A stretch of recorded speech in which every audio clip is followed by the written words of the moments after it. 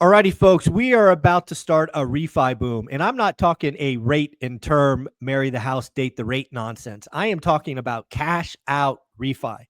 Homeowners are currently sitting on a record $55 trillion in home equity. And I believe we are going to see half a trillion to $1 trillion in home equity extracted cash, cold, hard cash extracted in the next 6 to 12 months.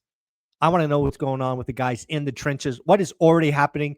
Are we just seeing marry the house, date the rate refis, or are people going to get those big checks? Jonathan, what's going on, man? This is the time. I'm good. I'm good. We're busy, busy, I busy, bet busy, you but I are. love it. Yeah, refi Yeah. boom is happening, man. It is. The gun is sounded. People are lining up. Go, go, go. It's almost like every single time this happens, there's a little bit of a fire drill, and everybody waits a little bit. They pause and they're like, "Is this a drill or is this real?" And then they start stampeding. Yeah. Because if you remember at the beginning of the year, we had this as well, right? Yeah, a Where little people were moment. trying to pull out. Yeah. People are trying to capture and pulling, all this equity out. It's absolutely true, right? A lot of people are doing so. But now it comes down to more so the calculation that we bring up every time. We haven't actually talked about it for a while. But do you do a second loan or a Correct. HELOC or like whatever loan you're in, or do you do just the first, right? Because I'm seeing a lot of bad advice being thrown around these days, unfortunately, of clients that are in 2 to 3% and their loan amount is like 200 grand and they only can pull out like 100 grand. They're calling these big shops and they're telling them, hey, just refinance the full thing and No. at like a Oh, 6%, at like a 5.5%, right? that's horrible advice. Horrible It advice. and unfortunately a lot of people I think are looking at that because temporarily it looks like in some cases the payment might be slightly lower on a 5.5 versus obviously if you get like a 8% or seven and a Yeah. half Second. second, Yep. right? Hmm. On top of your first payment. So it could temporarily look worse. However, the long-term effect that you're not realizing is you can pay off that 100 grand, right? Exactly. You might and still have that first of 2-3%. You Yeah, I'm can't do glad the you brought same this up. thing. I'm so Yeah. happy you brought this up because again, I believe with every fiber of my body, we're about to have half a trillion to $1 trillion hit our economy in the next year. But you're absolutely right. You can go get that money in a couple of different ways. And folks, you need to do it the right way for your family. If you're going to this body shop, call center nonsense, and they're telling you to refi the whole thing, it's probably not the right idea, right? There are times where it's mathematically the right thing to do, but not all the time. And you need to go to an advisor that's going to do the math for you and go, hey, did you know? Did you know if you kept the mortgage and did this, you would come out a winner? I'm so glad you brought that up. But at the end of the day, we're going to have another $1 trillion floating around in our economy because home equity. And it's, what's crazy? Even if it's a trillion, it's 2% of home equity. Yeah. Wild.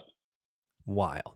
Well, the Yeah. other thing, the other thing that we are seeing, because again, I do think the refi boom has started. Marry the house, date the rate stuff, rate term. Also, home equity is being extracted increasingly.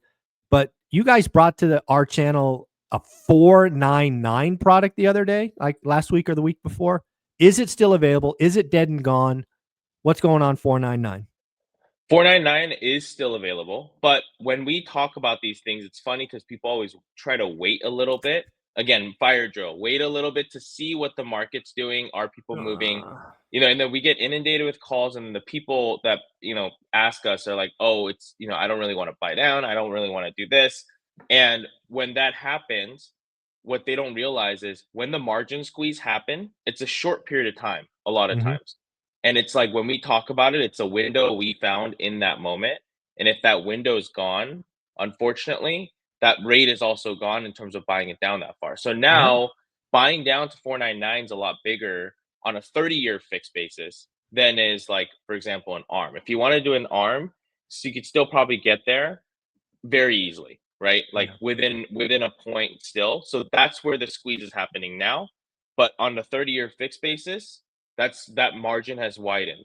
Yeah, of And where course. we've seen it kind of close in is we've been putting a lot of clients into like low five, mid five, so like 5.3, five Yeah. five, five Still not six bad. on primary without having to buy down, right? No And points? so without buying down.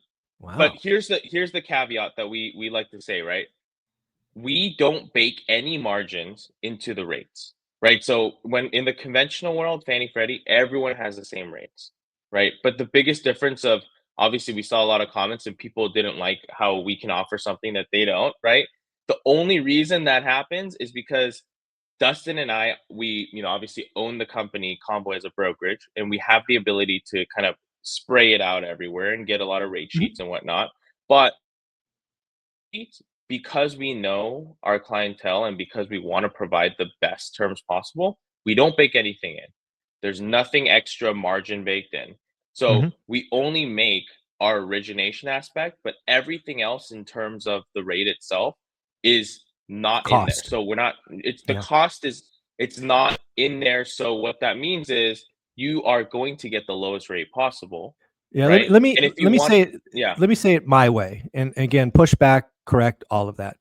Again, I've been borrowing money for 3 decades. I've worked with mortgage brokers for 2 decades. And what I see across the board is you know what, Jonathan, you guys are in business to make money. I don't think that should shock anybody.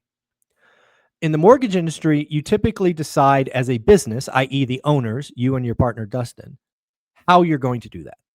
And I would argue that most brokerages bake it into the rate because that allows them to hide it, hide the profit from the average borrower.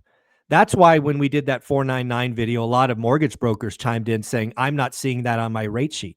Yeah, no shit, dumbass. Your brokerage is bearing the cost in the rate. What you guys have chosen to do is give the lowest possible, but you guys have an origination fee that pays for your overhead. It pays for your people. It pays for your business. And it's a flat rate. So you make the same thing on either loan. And I think a lot of people miss that, especially if they're doing a smaller loan because it looks egregious, right? When they go, oh my God, I'm paying 3 points. Well, you're yeah, paying an origination fee, which would be the same yeah, if it was 150 or 350. And exactly. that's just your profit. Now, in the grand scheme of things, in the total book of business, Convoy is losing. The people that bake it into the rate are making more money. But that's not your chosen business model. But yes, some people get upset when they see that line and they're like, well, that's not appearing on my other sheet. Well, that's because they're bearing it in the rate and you don't see it as a normal consumer. Do I have that Yeah, at least somewhat right? absolutely. And on top of that, I would like to add, we always have the option to bake in like everyone else Yeah. too, Yeah. If you right? So really if want you, it. yeah, if you really want to, like us to credit everything back, like we can do that, right? But I always explain to clients like everyone makes money. It's one of two ways. It's either in the front or in the back, right? Right. And over the long run, if you are really truly making a long-term investment, it's always going to be better to front load a little bit than Yeah, of back load it course. for the entire 30 years, right? Yeah. You don't Um, want to, you don't so want to rate, like if you're doing a set it and forget it loan, you don't want to carry an extra 0.5% for 30 years. You would exactly. rather pay the $3,500 line item one time and get something half a point lower. It's just that Yep. most brokerages have chosen a model to hide it from the average consumer and not tell them that they're eating an extra half because that's where the profit is. Everybody eats in Mhm. this business. Yep. And Yeah. what they don't realize is if you're actually trying to do that set it and forget it model that we keep talking about, which now you can get to in the low fives, DSCR, buying it down into five and a quarter, 5.3, like which you can do. If you do something like that, you don't want to take a 0.5% higher for the No. 30 years if it's like a K or $2,000 cheaper. You want to take the lowest possible and really truly set it and forget it, right? And if Yeah. you are Yeah. doing a Exactly. cash out refinance and you're coming from, a 7.5% from 2 years ago, right? And you can buy it down to 5.375, then you're going to do that and you should do that and set it and forget it for the long term for when you have the Yeah. property. So and then also the biggest thing too is Dustin and I, like we are always working to try to find new products as we constantly bring Yeah, it to the that's the channel. unique thing about Convoy is a lot of the Yeah. investors I work with have the same products they've had the last 4 years. It's kind of like, hey, here's a Chinese menu, and it never changes. What I've seen you and your partner do is you bring in new products. Probably, shoot, there was a moment in time where you were bringing stuff monthly. right? So that's just, Hmm. kudos to you for, and again, you're working with Wall Street and all these other folks to try to put these together for clients. So, that's not easy. That's not cheap. So kudos to you for trying. Yeah, absolutely. But that's I think what our passion is in terms of, especially with the investor community. That's how we're able to find these products that people are like, "What the heck are you talking about? This Yeah. doesn't exist." And we're like, "No, it does. We just went out and found it, and we Right. brought it here." Yeah.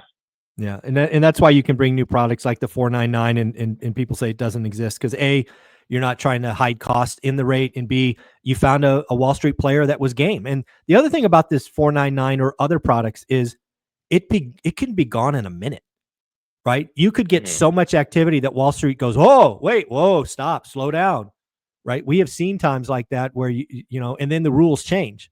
Oh, it's not, it's no longer 499 for a 150K loan. It's 499 for a 300K loan. Hmm. And, so rules like that could change in an hour. And, that's very Exactly. different than a conventional lender that's like, "Oh, I got a rate sheet and everybody fits in the same box," right? DSCR is very different. Yeah, and on top of that, I think right now, especially in this fluid market, this is almost like if you're trying to get a loan, this is almost kind of, I would say, the worst time to try to get a loan, right? In terms of Mm. like just mentally stress wise, Yeah. because you're Yeah, all the seeing, options. yeah, you're Yeah. seeing headlines here, but then your mortgage broker is telling you rates actually went up and not down, but you're seeing on Yahoo Finance that rates went down, and Yep. you're like, what the heck is going on? Like you're mentally more stressed during this time. Yeah. What I always recommend, I think, during this time is more so trust the professional, whoever you're using, right? Yeah. I'd say you probably Yep. trust Yeah. them. You, Call a couple. you, Call a couple. Yeah. yeah, and trust them in terms of where the market is actually doing. And if you see that a lot of them are telling you the same thing, that's probably what is going on, not what the news is telling you. Yeah. And there's going to be moments like, for example, right now, if you're in a primary home type thing, you're trying to buy something or cash out or refinance in general, you can get a 5.3, 5.5 pretty Yeah. easily. Pretty And easily. if that's the case and you want to jump on that, then you can jump on that. This is the moment, right? Don't wait till the feds talk next week, because then you don't know what'll happen, right? I mean, Yeah, we've it learned things that can, lesson, right? It could change in a minute. yeah. And the trajectory of rates over the next 2 years, do we expect them up or down? I mean, obviously, where trajectory is like, down, but Not the quickly. actual, yeah, the actual time frame for what people are expecting, we're already at the end of the year, basically, Yeah, we right? are. Yeah, we are. So is everyone now expecting rates to drop from, let's say, 6% without buying down to 4%, right? That's Oh, not happening in not the next happening. 2 months, No, 3 months. no, Yeah. no, So no. Mm-mm. if you're making a plan for right now, and you made a video too about the buyer's market kind of slowly exiting out, Yeah, right? yeah, Th- this is kind of like, if you were to make a move and you wanted to do something like that, this might be the last opportunity you have before the rest of the herd starts going in even further yeah, yeah. The herd to is try to buy rumbling. everything up. The herd is rumbling. Yeah. They're out there, and it's really funny because again, as we opened, I think we're going to see a refi boom. I think mortgage has been in a depression for 3.5 years. I think it's over. I think this is not a blip. I think this is a boom it's gonna run for quarters at least. And I really think I really do believe that we're about to see $500 billion at least extracted from asset owners and homeowners. What I'm worried about is where does that money go?